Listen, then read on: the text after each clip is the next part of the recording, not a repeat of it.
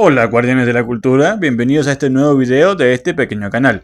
Luego de meditarlo mucho y hacer una encuesta en el grupo de WhatsApp sobre si la guerra incaico-mexica terminaría en victoria inca, victoria mexica o empate, el debate generado por mi pequeño equipo de trabajo fue intenso y al final la encuesta le arrojó una victoria para uno de los dos bandos con un voto de diferencia. Busqué ayuda en una inteligencia artificial para tener una tercera opinión y el resultado fue exactamente lo mismo. Así que sin más introducción, yo soy el cacique y esto es lo que según yo habría pasado si incas y mexicas se veían las caras.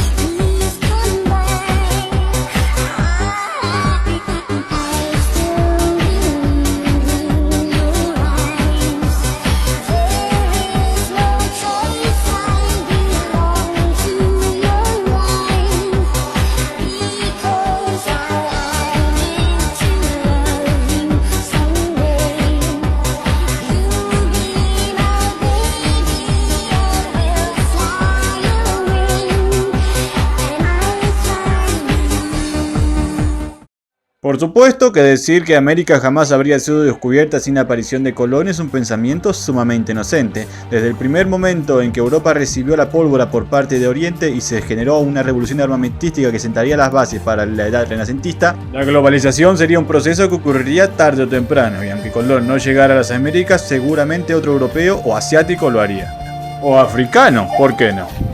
Ahora, está claro que la iniciativa de Colón, producto de la invasión musulmana de Constantinopla, no es más que un adelanto a algo que igual ocurriría eventualmente. Pero, ¿qué pasaría si las naves de Colón se hundían en el mar? ¿Cuánto tardaría alguna nación europea o de algún otro continente en lanzar una misión? Probablemente una nación que haya estudiado detenidamente el fracaso de Colón y disponga de los recursos para generar una flota más grande y mejor equipada. Ahora, ¿cuánto tiempo llevaría? Eso no hay forma de saberlo, por lo que esto es netamente una suposición personal. Yo estimo entre 50 y 80 años, y les voy a decir por qué. En aquellos tiempos Europa se encontraba en una guerra casi de supervivencia contra el enemigo más poderoso de su historia, el Imperio Otomano. Y en aquellos tiempos en Europa las guerras no duraban pocos años, sino que se extendían durante largo tiempo. Y no solo tiempo, sino que también se invertían grandes fortunas en equipo, armamento, soldados y un sinfín de otros bienes materiales. Las naves de gran porte necesarias para tal expedición no eran comunes, y aquellos que se podían dar el lujo de poseerlas no estaban apurados en lanzarlas a mar abierto para ver si llegaban a algún lado. De hecho, a Colón le costó 20 años de trabajo y el cobro de muchísimos favores para lograr reunir una pequeña tripulación. Y aún así, de no haber contado con el apoyo económico de la reina Isabel de Castilla, jamás habría logrado poner sus naves en el agua. Ahora, ¿cuál sería el escenario político de las Américas de contar con ese tiempo extra? El Mexicayotl, o dominio mexica, a la llegada de los españoles tras 200 años de expansión contaban con un territorio de 300.000 kilómetros cuadrados. Y una población que varía entre fuentes, pero va desde los 7 millones en las más bajas hasta los 11 millones en las más altas, siendo las guerras floridas y los sacrificios humanos una herramienta fundamental para controlar la sobrepoblación en algunas zonas. Por otro lado, y tras 95 años de expansión, el Tahuantinsuyo o Imperio Inca alcanzó una extensión de 2.500.000 kilómetros cuadrados, con una población que según fuentes iba entre los 12 y los 16 millones de habitantes. Población que se encontraba en un crecimiento acelerado, ya que a diferencia de los mexicas, los incas no tenían ninguna medida para frenar el aumento poblacional, sino al contrario, tenían leyes que obligaban a los pobladores a engendrar la mayor cantidad posible de hijos. Ahora, basándonos en su velocidad de avance y crecimiento poblacional, vamos a decir que 50 años en el futuro, el Mexicayotl lograría alcanzar los 400.000 kilómetros de extensión y una población que superaría los 12 millones de habitantes, tomando como base un número de 9 millones a la llegada de los españoles, logrando esta extensión tras lograr someter a varios de sus principales competidores como Teotitlán, Cholula y Topetzinco, aunque dejando libre a Tlaxcala para tener una fuente constante de esclavos para sacrificio y no logrando someter aún a sus eternos rivales al norte, los Purepecha. En cuanto al Tahuantinsuyo, este ya habría alcanzado los 3.500.000 kilómetros cuadrados y en cuanto a población, tomando como base un número oscilante a 14 millones de habitantes, para estas fechas ya superaría los 20 millones. Estos lograrían esto continuando su campaña de conquista por la cordillera hacia el norte, anexando a múltiples pueblos entre los cuales culturalmente más avanzados estaban los muiscas. Estos continuarían su avance hasta donde terminara la cordillera en el gran lago Maracaibo y la cadena serrana que le rodeaba. Luego de ahí, limitando con la no tan desarrollada cultura Caracas, desearían trazar una frontera y delimitarla con múltiples fortalezas para iniciar un comercio, pero no gastar los recursos del imperio en una campaña que les traería más pérdidas que ganancias. Algo que ya habían hecho en su frontera sur con los pueblos de Arauco. Y es justamente este comercio que los pondría cara a cara con la otra gran potencia de las Américas, y es que estos no se limitaron a comerciar solamente en sus fronteras terrestres, sino que empezaron a mandar expediciones navales más allá del tapón del Darién. Una densa y pantanosa selva sumamente complicada de transitar, por lo que debieron de enviar exploraciones navales para saber qué había del otro lado. Estas flotas comerciales, que también tenían la misión de recabar información sobre los pueblos de la zona, estaban compuestas por las balsas Huancavilcas, que alguna vez habían llevado a Tupac Yupanqui a descubrir la Oceanía. Sin embargo, los mexicas no se quedaban atrás. Estos se encontraban realizando varias escaramuzas contra las ciudades-estado maya, y de hecho le habían logrado arrebatar varios territorios como las poblaciones de la costa pacífica. Ahora gente, algo que no aclaré en el video anterior eran las técnicas de espionaje de cada civilización, ya que erróneamente pensé que no era necesario, pero es que ambos utilizaban el comercio para espiar a sus vecinos y a los pueblos lejanos.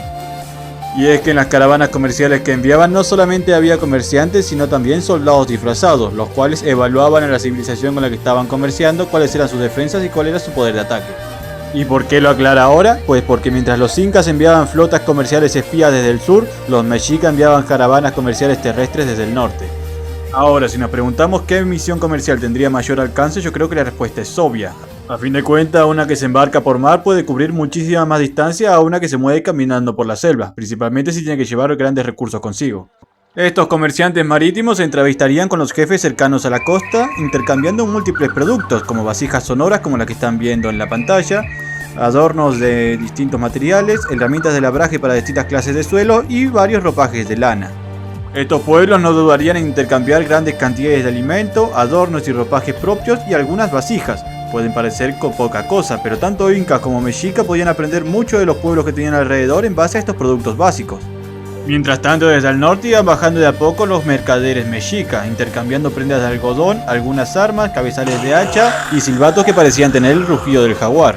Y tal como les mencioné, ambas misiones comerciales tenían los objetivos secundarios y terciarios de ir aculturizando de a poco los pueblos que encontraban e ir realizando labores de espionaje detectando cuáles eran las culturas más económicamente productivas. Y en realidad la mayoría lo eran, y no tardaron en traer grandes beneficios económicos a las potencias, las cuales no dudaron ni un segundo en fortalecer las relaciones comerciales. Los mexicas lo hicieron tejiendo alianzas y redes de parentesco con los pueblos más cercanos a su frontera sur para poder construir enclaves comerciales, desde los cuales administrar mejor los productos y permitir que las caravanas llegaran aún más lejos. Los incas por su parte se apropiaron de territorios del alta mar como la isla Coiba al norte del Panamá para construir en ella infraestructura y poder administrar mejor el comercio. Usando estas como trampolín, pronto pudieron negociar con los jefes de los pueblos costeros la instalación de puestos comerciales fortificados en la costa, ya no solo para almacenar productos de comercio, sino también para construir talleres para producir y enseñar la técnica a los locales, así como también aprender de ellos tanto su lengua como cultura y otras especialidades. Al principio ninguna de las potencias registró datos importantes, eran aldeas selváticas con una cultura guerrera eficiente y una agricultura prolija, la cual les proveía de un excelente intercambio, pero no eran lo bastante desarrolladas como para pensar en una campaña militar de conquista. Esto debido a que no eran tan diferentes a los pueblos caribeños que los incas ya conocían, ni tan desarrollados como las ciudades-estado mesoamericanas que los mexicas ya habían sometido. Sin embargo, eso fue cambiando gradualmente debido a un rápido desarrollo económico y social que tuvieron estas culturas gracias a recibir influencia por parte de las dos potencias al mismo tiempo. Y a tan solo un año de iniciados los intercambios ya habían alcanzado un nivel de productividad que llamó la atención tanto de mexicas como de incas. Sin embargo, las tensiones empezaron a aparecer cuando ambas naciones se enteraron de la existencia de un poderoso reino más allá de los pueblos centroamericanos o mezclado entre ellos. En Tenochtitlán, capital mexica, se examinan los mantos de lana gruesa con patrones escalonados, las herramientas metálicas y las vasijas que producen sonidos vivos. Saben que para confeccionar productos semejantes se requiere un nivel de desarrollo mucho mayor al que poseen los pueblos con el que están comerciando. Y si bien la población festeja, ya que a pesar de estar en estado de guerra, la economía está creciendo significativamente gracias al comercio, el tlatoani está preocupado. Él ve más allá de estas riquezas pasajeras. Reconoce que teniendo a los enemigos purépechas al norte, a los enemigos mayas al sureste, la aparición de un nuevo enemigo al sur que podría llegar a ser mucho más poderoso que estos dos, podría ser una amenaza latente para su imperio. Y lo peor es que estos productos están orientados claramente a culturizar e impresionar, y el Tlatoani lo sabe muy bien, ya que los comerciantes que él envió están equipados con productos orientados a hacer exactamente lo mismo. Mientras tanto, en Tumebamba, la ciudad inca más importante al norte del imperio, examinan los ropajes de algodón, los cabezales de hacha y las mantas con figuras ideográficas representando escenas de guerra. El inca no es ingenuo, sabe que detrás de esto hay una cultura bélica altamente avanzada que utiliza el intercambio comercial como una forma indirecta para mostrar poder y ferocidad. Esto entra en concordancia con los informes de los espías hablando sobre los rumores de fuertes guerras más al norte. Y si bien el pueblo celebra con la entrada continua de productos exóticos por parte del comercio con el norte, al inca le preocupa que esta entrada de productos pueda llegar a verse interrumpida por las guerras del norte, y peor aún, que éstas se expandan y los alcancen. Sabe que involucrarse de mala manera con un alto poder militar que se encuentra lejos de su frontera puede resultar en una catástrofe, por lo que manda a fortificar las posiciones en la isla de Coiba y dejar ahí una guarnición militar permanente en caso de emergencia. Al mismo tiempo envía flotas más al norte con el fin de encontrar la ubicación exacta de este reino. Al mismo tiempo el Tlatoani toma medidas muy similares, ordena infiltrar un mayor número de guerreros dentro de las caravanas comerciales y les ordena a estas bajar a la costa en busca de la ubicación exacta de los asentamientos de los que provengan estos productos extraños.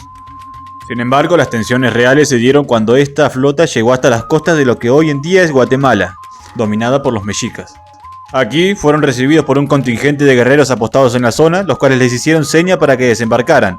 Al no recibir respuesta alguna de los marineros, se lanzaron en canoas en su persecución para intentar abordarlos.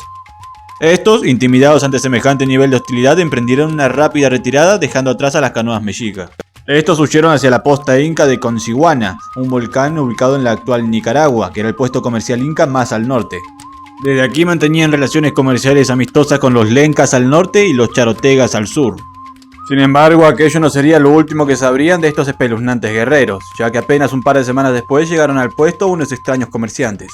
Estos tenían rasgos y vestimentas muy similares a los de los guerreros de la costa del norte, y no solo eso, eran las mismas que habían llegado a ellos vía comercio a través de los pueblos locales. Los comerciantes mexicas habían llegado por primera vez al puesto comercial inca. El asombro y admiración de ambas partes es evidente, y ambos se dan cuenta que lo que tienen ante ellos son emisarios del poderoso reino más allá de los pueblos centroamericanos. Y más importante, ambos interlocutores se dan cuenta al instante que lo que tienen frente a ellos son espías. Los mexicas vienen acompañados por guerreros de la nación Nahualpípil, vecinos del norte de los Lenca y habitantes junto a ellos del actual territorio de El Salvador. Estos, junto a algunos guerreros Lenca, residentes del puesto comercial, hacen de intérpretes y ayudan a que haya una comunicación más fluida para el intercambio. Aunque la tensión es evidente, ambos se maravillan ante la deslumbrante mercancía del otro. Aún así, los mexicas descubren en el lugar los hornos probablemente utilizados para fabricar varios de estos productos. También descubren la fortaleza a la distancia, aunque pequeña y no muy impresionante. Aún así, los incas descubren a los guerreros infiltrados entre los comerciantes, observando la atención que estos tenían para con la fortaleza y su forma de sostener las herramientas, el cual, lejos de parecer un granjero sosteniendo una herramienta de labraje, más bien parecía un guerrero sosteniendo su arma. Al terminar la interacción y encontrarse los mercaderes mexicas ya a la distancia, es que las tónicas de ambos cambian por completo. Los encargados de cada delegación se apuran a enviar informes detallados de lo sucedido a sus respectivas cadenas de comando. En el caso de los mexicas, al llegar a su enclave comercial en territorio Nahualpípil, envían un mensajero al Tlacochcacatl, jefe del ejército que estaba a cargo de la invasión a las ciudades-estado maya y cuya campaña se estaba beneficiando bastante de la entrada constante de productos vía comercio. Sin embargo, al escuchar el informe, una sonrisa enorme se dibujó en su rostro.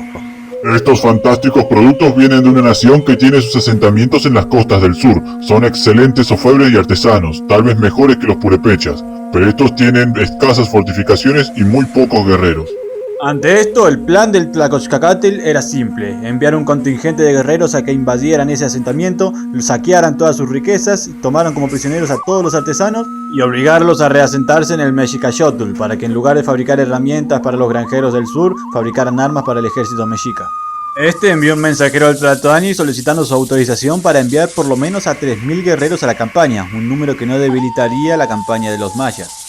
Sin embargo, lo que el Tlacochcacatl no sabía era que el Tlatoani no había estado de brazos cruzados todo este tiempo. Este, previendo una situación similar, se había estado entrevistando con el Irecha, el jefe del estado purépecha, y había logrado firmar con este un tratado de paz. Esto no solo les permitía conservar una mayor cantidad de tropas en la campaña del sur, sino que también ahora tenían armas metálicas purépechas vía comercio. El mensajero que regresó desde Tenochtitlán no solo le comunicó al Tlacochcacatl la autorización para enviar a 3.000 guerreros, sino que le autorizó a enviar a 8.000, 5.000 guerreros mexicas y 3.000 auxiliares de las naciones sometidas. Y la misión no era solamente saquear ese puesto, sino todos los que pudieran llegar a existir y estuvieran a su alcance. Por otro lado, la posta incaica de Coinchihuana se apuró en enviar un pedido de ayuda a la guarnición militar presente en la isla Coiba. El informe diría lo siguiente: Hemos hecho contacto directo con el Reino del Norte. Estos no se impresionaron por las baratijas, sino que se interesaron más por las herramientas, las cuales empuñaron como si fueran armas, y estuvieron estudiando detenidamente el Púcara por largo tiempo. Se espera un ataque de hechos, por lo que se solicita apoyo inmediato. El Unucamayoc, que se encontraba en la isla, envió 5.000 hombres de su tropa como refuerzo, al tiempo de que envió mensajeros al Tahuantinsuyo a solicitar más soldados al Inca en caso de que se iniciara una guerra en la zona. Los refuerzos estaban en camino, por lo que la posta incaica de Coinchihuana solamente tenía que esperar a que llegara la ayuda. Por desgracia no contaban con tanto tiempo. Para cuando el ejército inca partió desde Isla Coiba, el ejército mexica ya se encontraba haciendo escala en su enclave comercial en el territorio Nahuapípil. De hecho, este pueblo aliado les proveyó varios guerreros auxiliares más que también les servirían de guía para llegar más rápido al objetivo. Sin embargo, al cruzar al territorio lenca, la fuerza mexica fue emboscada por guerrilleros de esta etnia. Estos hábiles flecheros, si bien lograron retrasar el avance mexica, no eran rivales para un ejército tan desarrollado en el arte de la guerra. Luego de arrasar algunas aldeas, la resistencia lenca se quebró y los mexicas avanzaron a paso fuerte hacia la posta incaica. Esta, al enterarse de la invasión por los sobrevivientes lenca que llegaban escapando de los mexicas junto a sus familias, decidieron refugiarse junto con todos los recursos y pobladores en el Púcara en la falda del volcán. Sin embargo, los números no estaban a su favor. La población de la posta de menos de 1.000 habitantes, de los cuales solo 100 eran soldados, apenas un par de docenas flecheros lenca y el resto simplemente familias refugiadas y algunos ancianos artesanos, estaban en total desventaja numérica. Estaba sobre la mesa huir en las embarcaciones junto a los artesanos y la mayor parte de los productos, pero eso significaría abandonar a lo demás, por lo que decidieron resistir en el puesto y esperar la llegada de los refuerzos. Al llegar al lugar, los mexicas se dieron cuenta rápidamente de la situación, y al entender que todos los tesoros y los objetivos que venían buscando estaban escondidos dentro de la fortaleza, se lanzaron a intentar tomarla. Sin embargo, la fortaleza inca, si bien era pequeña, estaba bien abastecida, y la implementación de armas antiasalto les permitió rechazar el primer ataque. Sin embargo, el terror recién empezaba. Los mexicas, que se sentían con tiempo, pusieron la fortaleza bajo sitio y empezaron a sonar sus silbatos de la muerte mientras lanzaban ataques esporádicos, en forma de oleadas, turnándose para descansar. Esta táctica generó un enorme desgaste mental en los defensores, los cuales luego de un par de días ya estaban al límite. Finalmente, un ataque nocturno en estas condiciones los superó y para el amanecer del tercer día la fortaleza había caído. Los mexicas asesinaron a la mayoría de los defensores y tomaron a todos los demás como prisioneros, además de apropiarse de todos los tesoros de la fortaleza. Sin embargo, habían perdido más de 2 centenares y medio de guerreros en la lucha, por lo que al retirarse dejaron una delegación de 500 hombres con la tarea de cremar los cuerpos y llevar las cenizas de vuelta al Mexicayotl, para poder llevar a cabo los ritos necesarios. Mientras tanto, los demás retrocedieron junto con todo el botín de guerra hacia el puesto comercial en el territorio Nahualpípil. Aquí, mientras esperaban que llegara la delegación con las cenizas, inventariaron todo el botín de guerra y se entregaron a una fiesta para celebrar la victoria. Sin embargo, el jolgorio, que duró varios días, se vio interrumpido una madrugada con la llegada de 2 hombres pertenecientes a la delegación, los cuales venían en terribles condiciones. Intentaron comunicarse sin éxito, pues les habían cortado la lengua a ambos y venían cargando sobre sus espaldas sacos llenos de cabezas de compañeros asesinados. Finalmente, con los primeros rayos del sol, empieza el toque de instrumentos y el inicio de un desfile militar que da ante los mexicas un espectáculo alucinante. Los espías se equivocaron al decir que estos artesanos carecían de defensas y guerreros.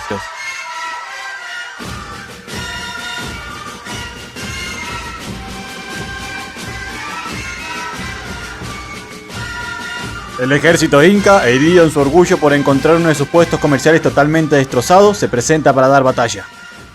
Y bueno, amigos, eso es todo por hoy. Ya sé lo que dije, pero al fin de cuentas esta historia tiene un potencial que se vería fuertemente desaprovechado si la resumiera toda en un solo video. Así que lo voy a resumir en 2, 3 o seguramente varias partes. Así que si quieren dejarme una reseña en la caja de comentarios respecto a qué les pareció y regalarme un like sería de gran ayuda. Y no olviden suscribirse para estar al pendiente de la próxima parte. No voy a solicitarles esta vez que lo compartan, ya que es un tema principalmente ficticio, pero si quieren hacerlo con el fin de entretener, son libres de hacerlo. Ah, y muy importante, recuerden dejarme en los comentarios qué creen que sucederá ahora que los dos ejércitos se ven frente a frente. Los leo en los comentarios. Sin más que decir, yo soy el cacique y acaban de ver la primera parte de lo que yo creo que pasaría en caso de que los incas y los aztecas llegasen a entrar en guerra. Y recuerden, aquel que no sepa de dónde viene, poca idea tendrá de dónde pretende llegar. Cuídense mucho.